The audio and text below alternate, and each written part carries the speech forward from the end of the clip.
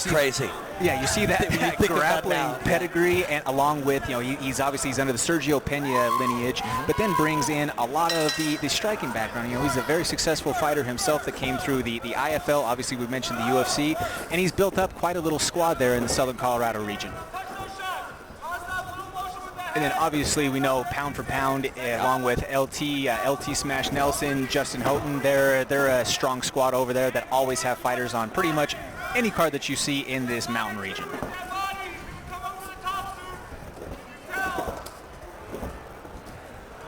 A lot of volume from Sameul here, and this is where you see the advantage of the big gloves. You can kind of hide behind the big gloves a little bit.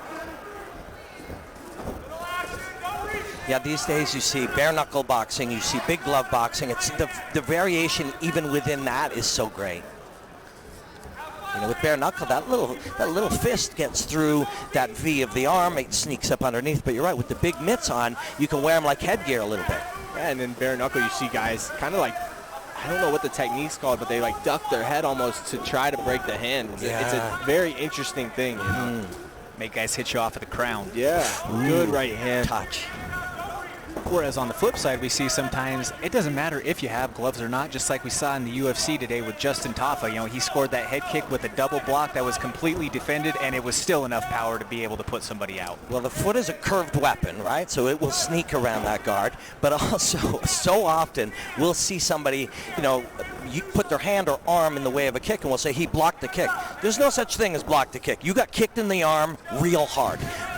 And if that energy transfers through, it'll stun the brain. Yeah, for sure. Or break your arm. Yeah. Either one. And that's why I love having you here, Robin. You being able to talk about the science of things, that's something that I spend a lot of my time in, trying to learn the game and watching your scientific breakdowns of striking sequences. So it's just great to be sitting here with you learning it. Thanks for welcoming me, guys. This is so fun. It's just, fighting's the coolest thing, right? It's just the coolest thing. So if you're deeply curious about anything, you just keep looking at it from as many different ways as possible. Absolutely. And once you stop fighting, you're still going to be obsessed with fighting, right? Right. There's nothing, like I said, there's nothing else like it in the world. And I grew up a huge fan of all sports, and then as I got into fighting, I slowly found out that maybe I wasn't as big a fan of other sports as I thought, because fighting just kind of took over, and I'm happy it did. But once you get hooked on it, like you said, there's nothing like it. Yeah, what you probably liked about it was the competition, and then once you started to fight, you realized there was no competition like a human being standing in front of you trying to take your head off in front of your mom in your underpants, right? Absolutely. Like, there's nothing, there will never be anything like that in a cage in front of all these people, So as we're about to start this second round, gentlemen, what do you see from each of these guys? What would you say to offer if you were Big Mike over there in the red corner? What would you be offering your fighter? Well, Tyler looks great. He's working behind his jab really well. He's landing that too because he's landing with his jab. He's not forcing anything. He's not getting overextended. Samuel's kind of rushing in a little bit. He's got good pressure, but he's rushing in, and that's kind of where he's getting cracked. He needs to kind of draw it out of him. Go forward, and then maybe hit his draws, his pulls, all that kind of stuff. And the instruction coming from the blue corner from LT Nelson is to go first. He wants his fighter to be first in every exchange right now. He's right over our right shoulder, I should say. Yeah, and when in doubt, that's never bad advice for a young guy. I mean, the difficult part in your first handful of fights is you're so busy thinking about what you're going to do, you forget that he's doing stuff too, simply put, right? Yeah. And that's the game. It's also tough, when your coach is, you're getting cracked in your mouth, and your coach is like, go first. Yeah. You're like, I don't really want to go first right now. You got to fight that demon inside you a little bit. But one thing I will say about this fight so far, guys, I absolutely love it. These guys have not moved much out of that inner circle inside of the cage. They're just pretty much, they're almost tire drilling it with each other. And they're both starting to just look for different ways. The uppercut, the hook. They're just looking to find different routes to each other's chin. And it is really fun to watch these. And they're enjoying it, right? You see them fully immersed in the experience. Yeah, for sure. I'd like to see them both feint a little bit more. They're both just throwing. I'd like to see a few more feints. I think that would open up some shots for them. But, yeah, they look like they're having fun. They look like they're really putting out a lot of volume. It's an exciting fight for sure. And they'll go back and look at this fight, win or lose, and they'll know they fought hard. They know that they came out and committed to the moments. Yeah, it's like what you said. You got to control what you can control, and their effort is definitely maxed out right now. So.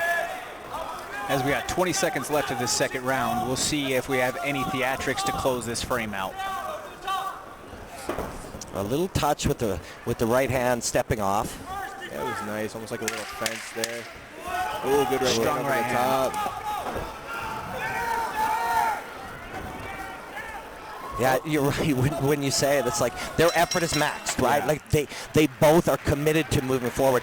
And you were talking about your coaches saying, "Let's get in there. Let's try to be first." It's kind. I was thinking of it kind of like you're teaching him to not do that. When you're a little kid, you touch the hot element, eventually you're going to stop. Yeah. And you are that element. You're trying to teach him to stop touching you. Right, for sure. But then on the flip side, you have some guys who just love that carnage. Speaking of, there was a lot of clips of Tony Ferguson that were recirculating this week of him just talking about how when you get hit, you run. But when I get hit, I run toward it. Forward, yeah. So there are some of those psychopaths out there in this world in the fight game that they just love the carnage. And these guys right now, I like seeing that neither one of them are really backing out once they throw their shots. They're standing in the pocket. They're trying to roll out of the way of things, but it's just not really there on the technical side. I think that's the best thing about the fight game is you can be the guy that runs towards carnage. You can be the guy that counters carnage. There's no right guy to be. You just got to figure out who you're going to be and how you're going to make it work for you. And every night you're a different guy. Absolutely. And so is he. That's something we hear a lot, and we'll do that when you analyze things, talk about it on TV, all these kind of gigs. You'll say, oh, he has a tendency to, yeah, but he's also a human. He can do anything different tomorrow, Absolutely, you know? yeah. And you can learn to behave differently. Yes, once you start fighting to some degree, you're just expressing, you're expressing your training. Right there by Tyler Feltz.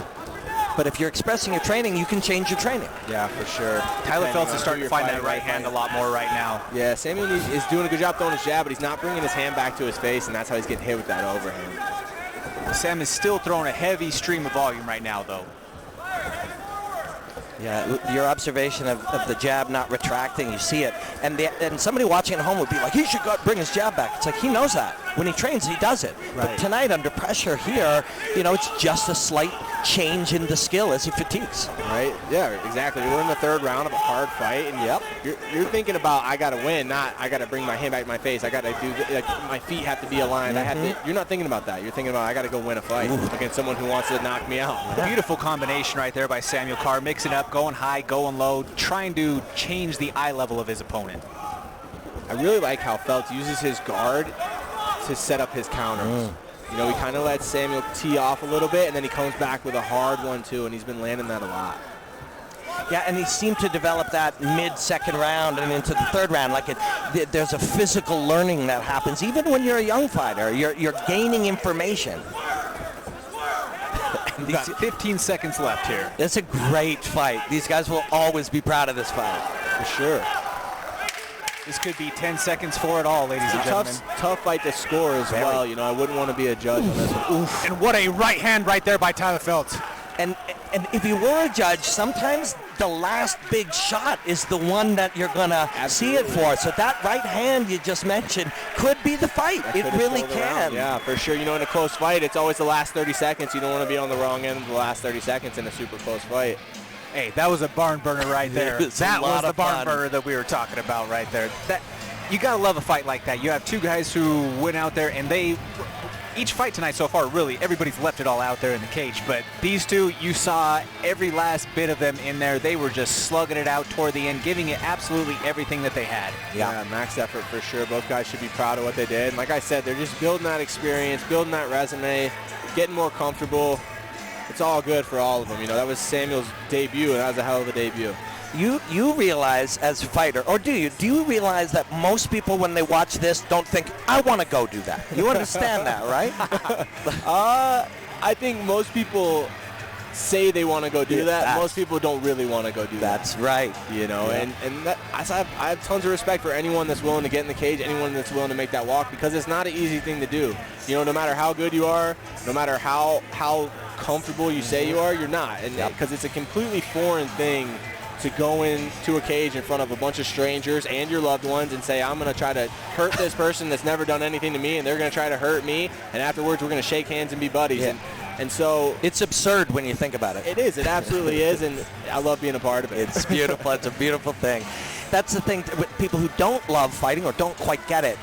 These guys want to be here. You want to be in a cage fighting a person. It's something you've dedicated your life to, and that aspect alone makes it special. Absolutely.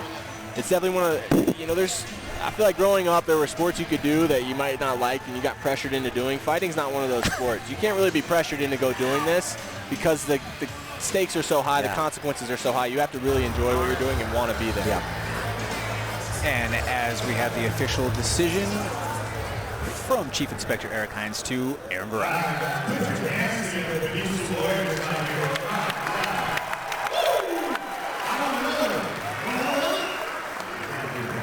All right, your judges have reached a split decision. Judge Mason scores about 29-28, Paul. Judge Short scores about 30-27, Cuffs. And then Judge Ramirez scores about 30-27, declare your